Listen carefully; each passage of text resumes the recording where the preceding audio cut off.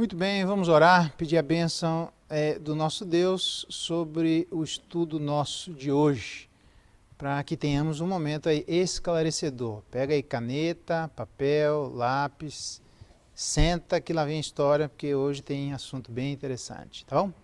Vamos orar? Pai bendito, muito obrigado por mais uma semana, clamamos pela Tua bondade, intervindo em tudo aquilo que atrapalha de entendermos a Tua vontade e tudo aquilo que atrapalha de termos a vontade necessária, a força e o desejo para cumprirmos aquilo que aprendemos da Tua palavra. Seja conosco nesse estudo, nos guia na Tua verdade, é a nossa oração e a nossa gratidão em nome de Jesus. Amém. Muito bem. Ezequiel capítulo 8. Eu vou falar sobre o seguinte tema: Deus vê além das nossas máscaras. Muito bem, um tema pertinente. Deus vê além das nossas máscaras. Ezequiel capítulo 8. Eu vou ler e depois eu explico como é que vai andar. Na verdade, esse tema não é exclusivamente em Ezequiel capítulo 8, mas tem muita coisa interessante. Eu preciso explicar aqui Ezequiel capítulo 8. Se não der tempo, em outro momento a gente continua para destrinchar Ezequiel capítulo 8 e ir para os outros textos que eu gostaria de compartilhar sobre esse tema, tá bom? Vamos lá, Ezequiel capítulo 8. Ezequiel, Daniel, né? Do lado de Daniel ali, tá bom? Verso 1 diz assim, é um texto bem interessante.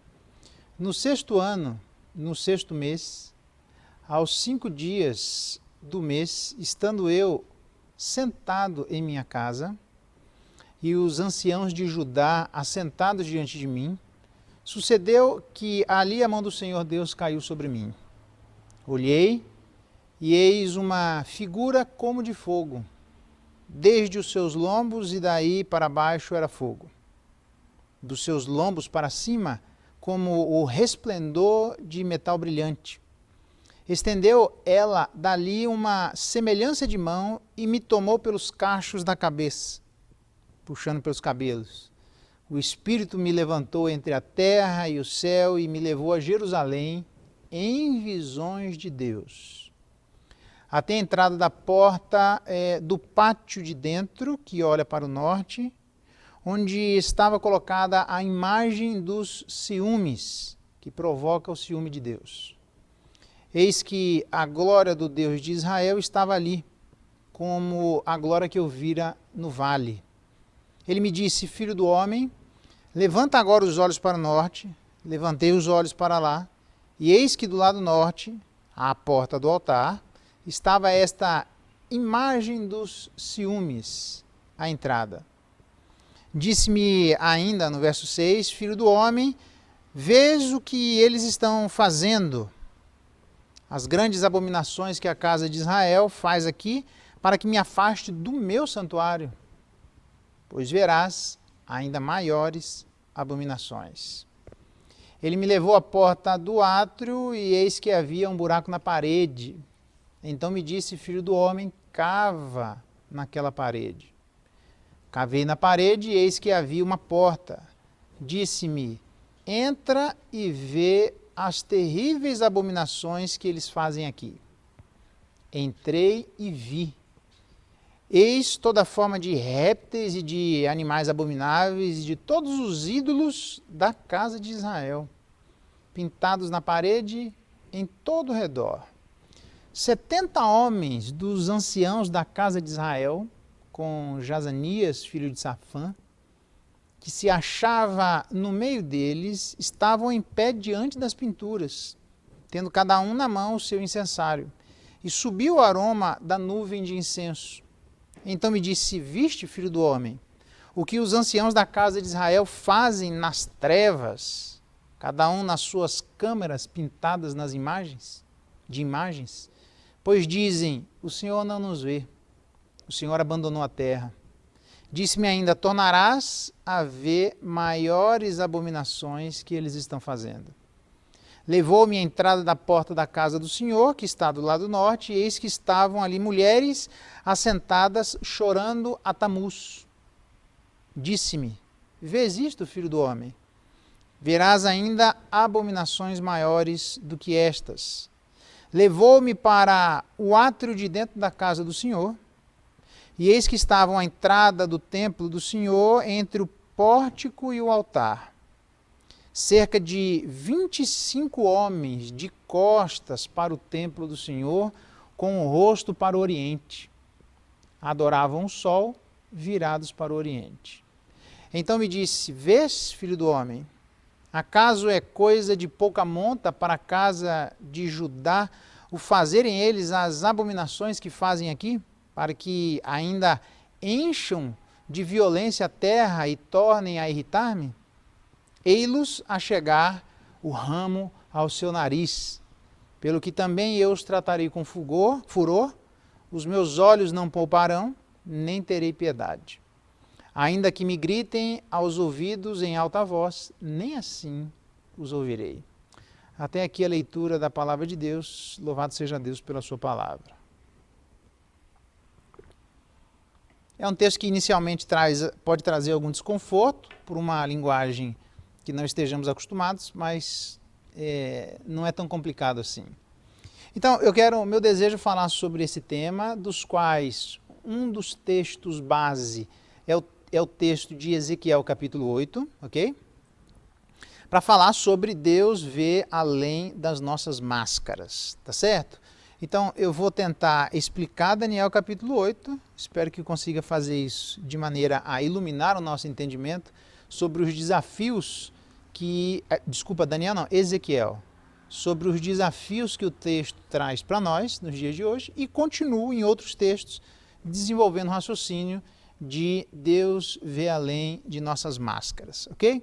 Muito bem, eu fiz algumas anotações iniciais só para a gente se aproximar. Vocês sabem que eu gosto de me aproximar de cada texto, entendendo o que está acontecendo em torno dele, tá? A começar pelo próprio gênero literário, tá bom? Então, a primeira coisa, as primeiras anotações aí, pega aí o lápis, eu vou tentar ir devagar.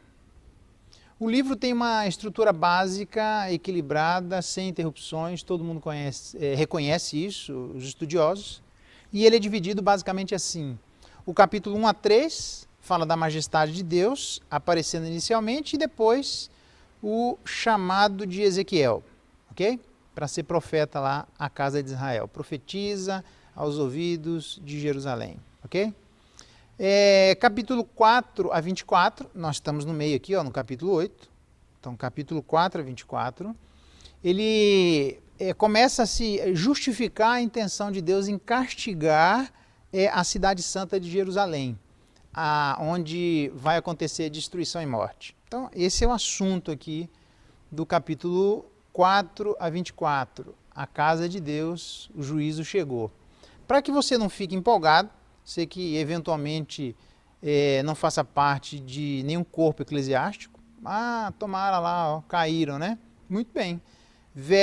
Ezequiel capítulo 25 a 32, agora sai da casa de Jerusalém, da cidade santa de Jerusalém, e mostra o juízo de Deus nas nações em volta de Israel.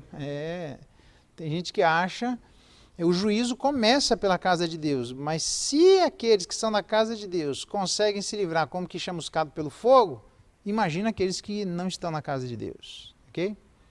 Ou daqueles que não fazem parte da igreja do Senhor, tá?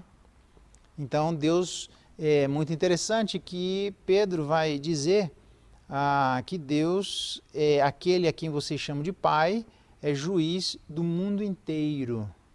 Então Deus não é juiz da igreja, Deus é juiz do mundo. É interessante, uma época nas minhas andanças por aí, não foi por aqui, teve uma determinada pessoa que frequentava a igreja e eu perguntei assim: por que você não se torna membro da igreja, já que você faz parte de todas as atividades da igreja?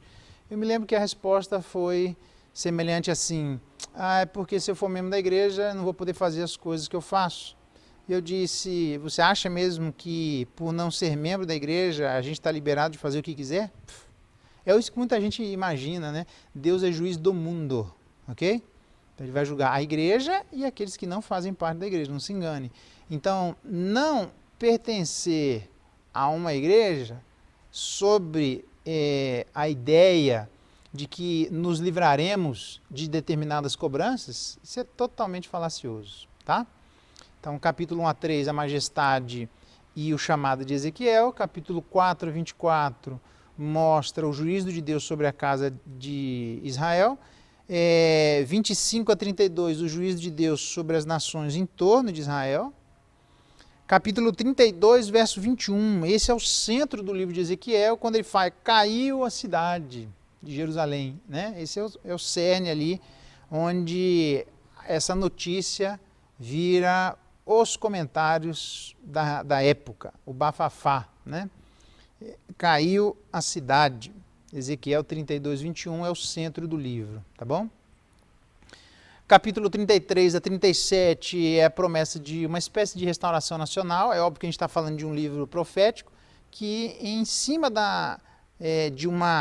de um cumprimento, que a gente chama de perspectiva profética, em cima de um cumprimento existem outros cumprimentos adiante, tá bom?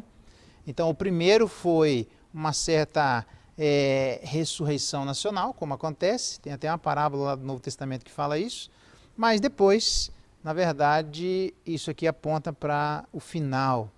Capítulo 38 e 39 é o triunfo final do povo de Deus, em linguagem apocalíptica, ok? Daí é quase que um livro selado, Ezequiel, né? As pessoas leem pouco. E no capítulo 40 até o final, a Nova Jerusalém é descrita lá, é onde Deus habita para sempre com o seu povo. É essa a descrição e a estrutura do livro de Ezequiel, onde ele foi publicado todo de uma vez só. Eu estou falando isso porque mostra uma autenticidade que entre os estudiosos conservadores é praticamente indisputável, ok? Então é de Ezequiel, foi Ezequiel que viveu, e tem essa estrutura, esse bloco todo no livro de Ezequiel. Qual é a mensagem do livro de Ezequiel? Então, 1 a 3, majestade e seu chamado, de Ezequiel. 4 a 24, juízo sobre a cidade de Jerusalém. 25 a 32, juízo em torno das cidades de Jerusalém.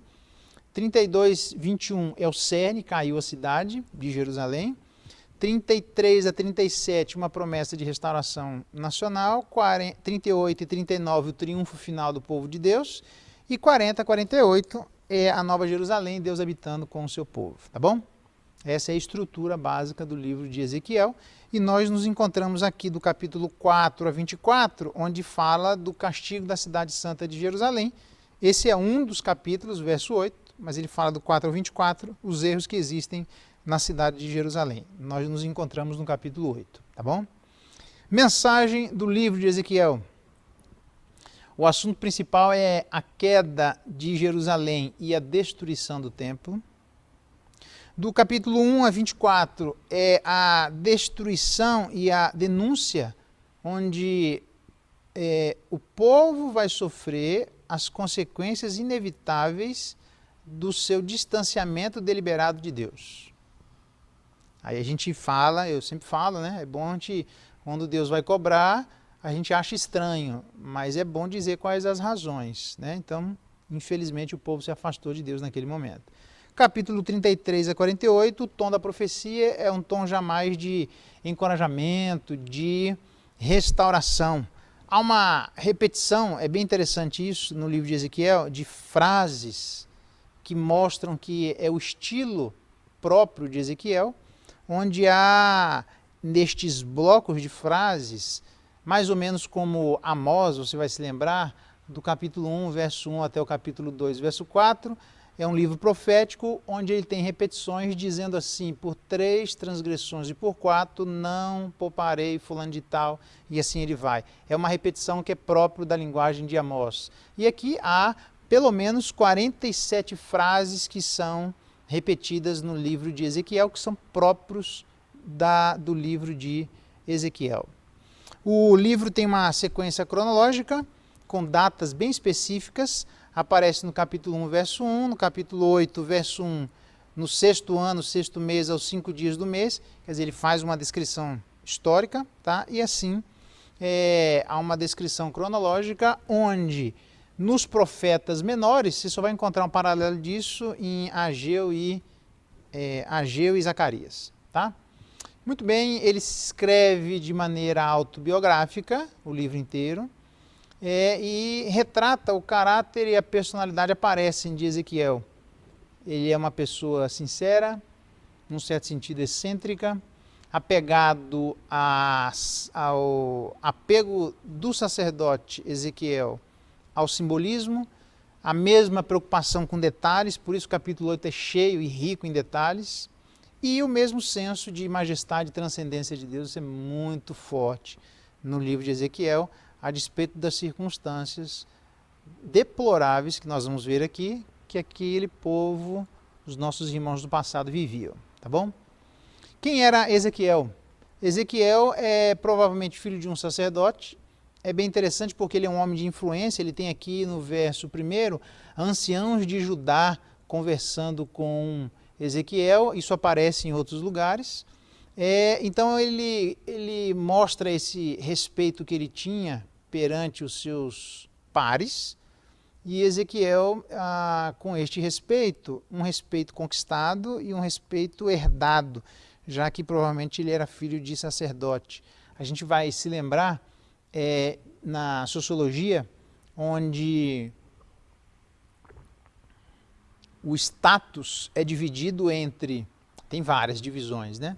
Mas uma das divisões é status conquistado e status atribuído. Status conquistado é aquele fulano de tal que fez tais coisas, como Sansão que matou um monte de gente, Gideão que matou um monte de gente tendo menor número e assim por diante. Status atribuído é aquele é filho do fulano, aquele ali a família dele é o Beltrano, percebe? Então Ezequiel tem os dois, tanto um status adquirido quanto um status atribuído. Era uma pessoa importante naquele momento, ok? Aqui no livro de Ezequiel foi profetizado em 597 a.C. e os exércitos de Nabucodonosor, rei da Babilônia, tomaram Jerusalém depois de um breve cerco. Tá? Ele foi removido, Ezequiel, então, do templo, que era a sua vida, ele, o jovem rei Joaquim, e é interessante uma menção que fala sobre isso, quando ele é retirado, tanto Ezequiel quanto o rei, nesse cativeiro, da sua função sacerdotal, diz o texto assim, não precisa anotar o texto, mas só preste atenção. O rei Nabucodonosor tirou todos os príncipes, todos os homens valentes, todos os artífices e ferreiros, ao todo 10.000. Ninguém ficou, senão povo pobre da terra. O camarada não gosta de gente pobre, né? Interessante, isso aqui já não é de hoje, né?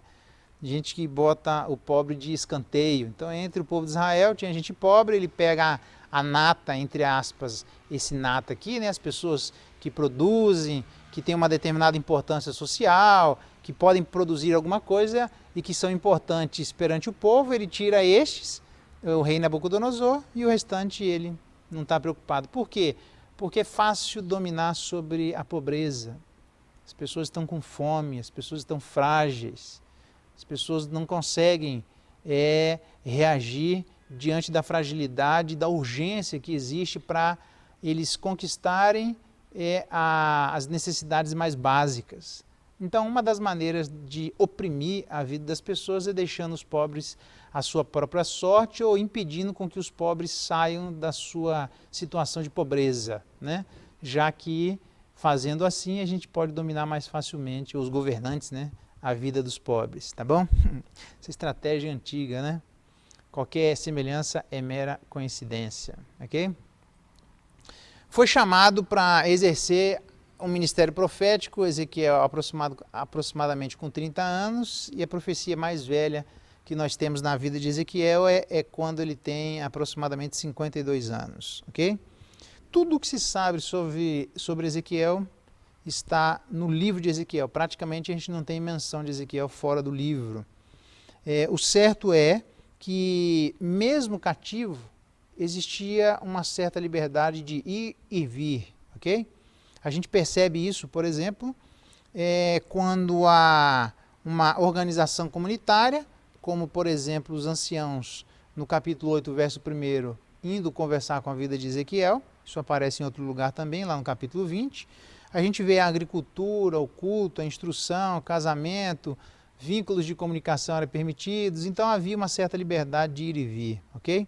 Quase certo que eles podiam, presta atenção, visitar as grandes cidades do país, dentre as quais se encontrava a Babilônia, com seus jardins suspensos mundialmente famosos, tido como aquele período em que ele falava das 7 maravilhas do mundo, né? Está aí os jardins suspensos da Babilônia, né? Então eles provavelmente poderiam ir lá visitar. Por que isso é importante? Porque a impressão marcante que existe de Ezequiel para com seu povo é de uma idolatria e de um esplendor mundano, obviamente, o esplendor da vida da Babilônia. Então o povo de Israel ficou apequenado diante da grandeza do povo da Babilônia, tá bom? Ezequiel então tem uma visão de um carro-trono de Deus, e que mesmo ali em terra estranha, mesmo ele estando naquela situação, Deus aparece como triunfante, mesmo em terra pagã e politeísta da Babilônia. É bem interessante isso porque a gente começa a perceber que o sucesso, que a vitória, que a preservação, ela depende exclusivamente de Deus. A despeito dos pecados do povo, das circunstâncias do povo, que vai aparecer promessas lá adiante, a Babilônia era muito maior e mais gloriosa e esplendorosa do que o povo de Israel. No entanto, a Babilônia caiu e o povo de Israel se manteve. Okay? É uma demonstração que é para a gente aprender que, a despeito das fraquezas que existem no corpo de Cristo, o corpo de Cristo vai permanecer, e a despeito da grandeza que existe fora do corpo de Cristo, isso vai passar. Tá? Então, o tema recorrente é a majestade de Deus. Todos saberão que eu sou o Senhor. A paixão de Ezequiel é justamente pela majestade de Deus. A expressão saberei que eu sou o Senhor aparece mais de 60 vezes no livro. Então, Ezequiel, estando cativo, ainda que existe uma liberdade de ir e vir, mesmo diante do esplendor da vida da Babilônia, comparativamente falando, diante da decadência do povo de Israel, mesmo diante dos pecados deploráveis que o capítulo 8, que é o nosso ponto em questão, denuncia e aponta, ainda assim, Ezequiel não olha exclusivamente como esperança para a sua vida, para essa situação deplorável do povo de Israel, mas a paixão de Ezequiel é a majestade de Deus. Isso já começa a demonstrar para nós uma pergunta muito simples. Nós conhecemos alguém, de acordo com Provérbios capítulo 1, até quando desejareis o escárnio e assim por diante, amareis, lembra? Então ele mostra que a gente conhece alguém por aquilo que a pessoa ama e deseja e aborrece.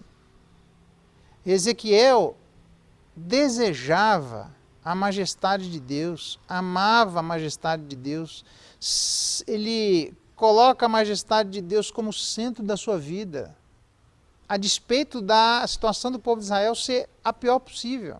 Muito ruim, nós vamos ver isso. Absolutamente escandalosa. Eu pergunto, qual é a nossa paixão? Mesmo diante da fragilidade do povo de Israel, mesmo diante da fragilidade da Igreja de Cristo, ainda Deus, o que Ele começou, Ele não terminou. Então, existe ainda fragilidades, lacunas, existem fraturas na alma da vida da igreja que certamente elas precisam ser corrigidas. Mas tem gente que, ao observar e focar o seu coração nisso, a pessoa fica amargurada, A pessoa fica entristecida permanentemente ou de maneira excessiva, de maneira mais do que o necessário. É importante que os nossos olhos estejam fixos em Deus, estejam fixos nos céus, porque é de lá que vem o nosso socorro. Estejam fixos nos céus, porque é de lá que ansiosamente aguardamos a manifestação da cidade celestial. Percebe? Eu olho, veja que interessante, o salmista, quando ele diz assim, sobre esse desejo de focar em Deus e não nas fragilidades da vida da igreja, na majestade de Deus e não na falta de majestade na igreja, ele diz assim: quem mais tenho eu no céu? Não há outro em quem eu me compraza na terra. Salmo 73. Ou numa outra tradução, diz assim: a quem tenho eu no céu senão a ti? E na terra não há quem eu deseje além de ti. Mas uma tradução que eu prefiro, que é a tradução da Bíblia de Lutero, a Bíblia de 1912, alemã, que ela diz assim: se eu tenho só você, não pergunto sobre o céu e a terra. Onde está o nosso tesouro, ali estará o nosso coração. A gente precisa prestar atenção onde o nosso coração se fixa, onde os nossos anseios são colocados, justamente para perceber o que é que existe dentro do nosso coração. Não é tampar o sol com a peneira em relação às fragilidades ainda existentes e deploráveis na vida da igreja, vergonhosas, mas também não fechar os nossos olhos e tampar o sol com a peneira diante da majestade de Deus, diante do governo de Deus, diante da presença de Deus, diante da grandiosidade infinitamente maior de Deus, comparativamente em relação à terra da Babilônia. O nosso desejo e o nosso anseio precisa estar na pessoa de Deus. Por isso que Paulo vai dizer que tudo o que fizerdes, fazer de todo o coração, como para o Senhor e não como para homens, cientes de que recebereis do Senhor a recompensa da herança. Então, os nossos olhos precisam estar voltados em Deus. Não negue aquilo que a gente vê no âmbito terreno que precisa ser mudado, mas não negue aquilo que a gente vê no âmbito celestial, se é que eu pudesse fazer essa divisão, com os nossos olhos da fé. Muito bem, ele identifica, a gente vai ver isso, pessoas, líderes conhecidos, lá no verso 11, quando ele fala da vida de Jazanias, né? Ao tempo, é muito interessante isso, olha só. Então, o livro é uma visão, veja lá o capítulo 8, verso 3, quando ele fala, estendeu a figura, né? Dali uma semelhança de mão, e me tomou pelos cachos da cabeça, puxa Ezequiel pelos cabelos, né? Na visão, e o Espírito me levantou entre a terra e o céu, e me levou a Jerusalém em visões de Deus, ok? Então, enquanto Ezequiel está tendo visões de Deus sobre a situação em que o povo de Israel se encontrava, o que é que acontece? Preste bem atenção, eu vou ler aqui. Ao tempo em que eu profetizava, morreu Pelatias, filho de Benaías. Então caí com o rosto em terra, clamei em alta voz e disse: ah, Senhor Deus, dará fins ao resto de Israel. O juízo começou, meu amigo. E começa por onde? Pela liderança. Começa pelos cabeças. Começa por aqueles que deveriam dirigir o povo de Israel. É a mesma denúncia que vai aparecer em Malaquias.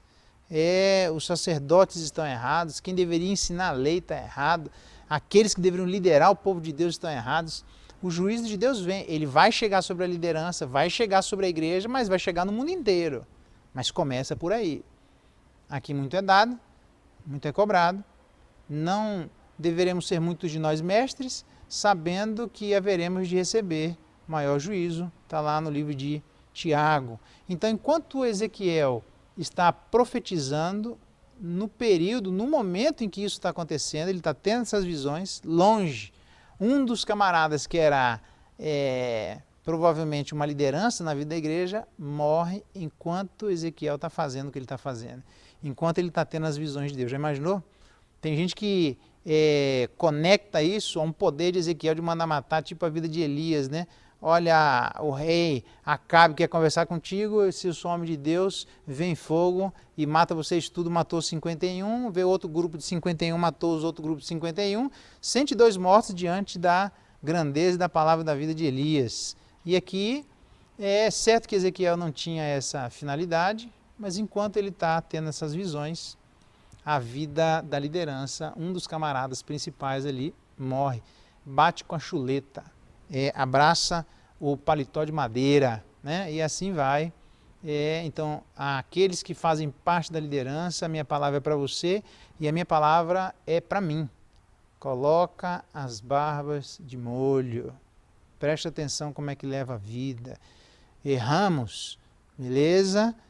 Provérbios capítulo 28, 13, aquele que encobre as suas transgressões jamais prosperará, mas quem confessa e deixa, tem muita confissão e pouca deixação, tem que ter confissão e deixação, fazendo as duas coisas, a graça de Deus e a misericórdia se estabelece na vida de todos nós, tá bom? Então, a verdade é, quando a gente participa da ceia, por exemplo, examina o coração, viu que existe coisa de errado, abandona. É uma luta que a gente tem que ter, a começar da liderança. Não adianta pedir para o povo de Deus fazer se a liderança não começa por ela. A identificar os seus próprios erros e abandoná-los, um a um, buscando forças em Deus, justamente para abandonar aquilo que não pertence ao povo de Deus, ok? As lutas, elas existem, mas à medida que aparece, nós precisamos buscar força em Deus para abandonar cada um destes erros, tá? Então, o meu desafio é para você e para mim, para todos nós, para aprendermos a sermos os primeiros a buscarmos isso, já que no meio da profecia a liderança começou a morrer, tá bom? Vimos o desejo do profeta, vimos o que acontece quando ele está profetizando. Ezequiel é alguém que vive circunstâncias absolutamente anormais. A morte da esposa é um exemplo, aquilo entristece bastante a vida do profeta.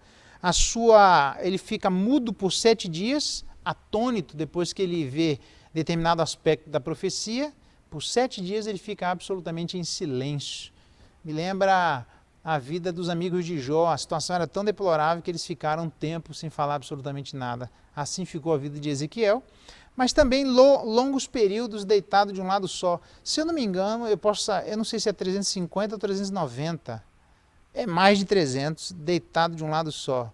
Depois diz, beleza, agora já se cumpriu isso, você deita do outro lado e fica mais uma par de dias deitado. Então Ezequiel vive circunstâncias totalmente anormais na sua vida, que mexem, sacodem a ponto dele ficar mudo, mas as pessoas dizem que ele tinha uma personalidade, num certo sentido, controlada. O que mostra a vida de todos nós que, a despeito da anormalidade das coisas pelas quais passamos, não podemos fazer. Lembra que nós vimos a vez passada, como aquele camarada, Manassés, que chegou numa situação onde o povo estava ruim, e aí ele aproveitou para soltar a franga lá e fazer tudo aquilo que estava de errado. Não, não, não, não. As circunstâncias jamais devem servir para fundamentar ou justificar uma vida que tenta andar longe de Deus. Jamais. Isso só o Espírito de Deus pode trazer, porque o domínio próprio são coisas próprias de Deus, ok? É um livro que é escrito na sua maioria em prosa e pouca poesia, tá bom? Embora sem uma métrica para ser discernida, uma rima ali, tá? Muito bem, então nós vimos sobre a vida de... Já foi, né? Deixa eu ver quanto tempo deu aqui. Quase... Eu vou só seguir um pedacinho para a gente ficar com um gostinho de quero mais. Então a gente viu sobre Ezequiel várias questões, a estrutura do livro, o assunto principal que é a queda de Jerusalém, o final que é a promessa de restauração e Deus habitando no meio do seu povo. Ezequiel, filho de sacerdote, que conquistou uma parte do seu respeito e outra foi atribuída a ele. Vimos que o anseio de Ezequiel era a majestade de Deus, a despeito da majestade da Babilônia. e a despeito da tremenda e deplorável situação do povo de Israel. Ele olha aquilo e os olhos dele estão completamente focados em Deus. Vimos ainda que enquanto ele profetiza, morre uma determinada liderança, porque o juízo começa por ela, e que ele também tem uma personalidade absolutamente controlada, ok? Só o Espírito de Deus pode dar isso à vida de Ezequiel. Muito bem, no verso 2, então agora vamos para o nosso texto. Isso aqui é para a gente conseguir se aproximar do texto sem cometer deslizes desnecessários. Ezequiel capítulo 8, verso 2, ele enxerga uma figura como de fogo. Eu vou dar só uma palhinha dessa figura como de fogo, nós paramos aqui. Ele descreve como é que é, desde os seus lombos, e daí para baixo era fogo, e os seus lombos para cima, resplandecendo como um metal brilhante.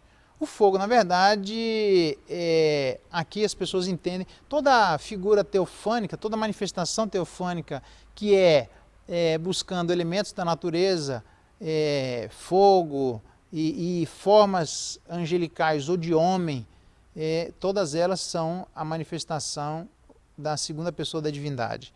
Então todo mundo entende aqui que essa figura que aparece no verso 2 aqui é Jesus Cristo, ok? Segunda pessoa da divindade. Então ele aparece como um homem de fogo. Jesus Cristo é este homem de fogo, e isso por várias razões. Primeira delas, porque ele é como um orientador. Quando ele aparece, Cristo aparece, por exemplo, a Moisés numa chama de fogo, porque é uma manifestação teofânica. Os intérpretes consideram o anjo que se encontra lá exatamente como Jesus Cristo, guiando as pessoas no deserto com uma coluna de fogo. Jesus Cristo é essa coluna de fogo, e ele veio no Novo Testamento para iluminar o mundo. Iluminar no sentido de trazer orientação, de servir como um farol, das pessoas terem uma luz, aquela expressão, a luz no fim do túnel, de saberem se guiar, de em meio a um mar de confusão, eles terem uma visão que dá segurança ao caminho que as pessoas devem trilhar. Então Jesus Cristo é essa segurança, e é por isso que ele aparece como um homem de fogo. Então quando a gente olha essas circunstâncias deploráveis na vida da igreja, a gente não precisa se concentrar nela, como diz o livro de João, como Diótrefes, que não deixava a igreja receber as pessoas, queria ter a primazia, ele não servia de iluminação. Por isso que ele diz, retém o que é bom, aquilo que é mal, larga a mão. Então aquilo que é bom, retém. Mas quando a gente olha e tem poucos exemplos bons, jamais devemos deixar de olhar para Jesus Cristo, porque ele é o nosso orientador. Aparece como fogo para iluminar, para mostrar qual é o caminho. Por isso ele diz lá no Novo Testamento, eu sou o caminho, a verdade e a vida. Tem mais coisa? Deu para perceber que agora a gente vai começar a entender como é que Deus vê além das nossas máscaras, ok?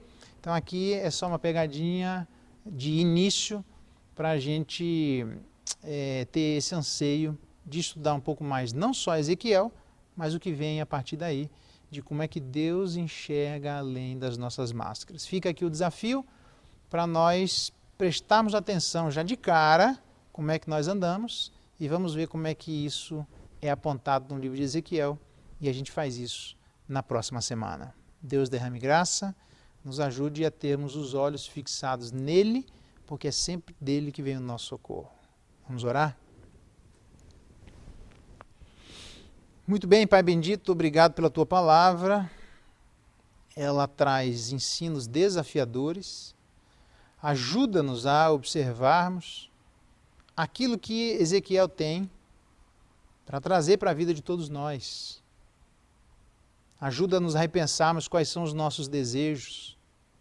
Se o Senhor e a Sua Majestade é o foco da nossa existência, a despeito da miséria à nossa volta, dá-nos graça para que possamos ter os nossos olhos fixos em Jesus, aquele que aparece como fogo, que é o grande iluminador da nossa vida. Dá-nos graça.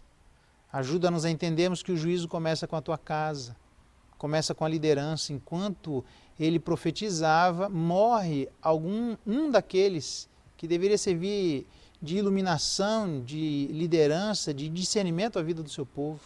Ajuda-nos, Deus, à luz do que começamos a ver, a repensarmos a nossa vida diante de Ti.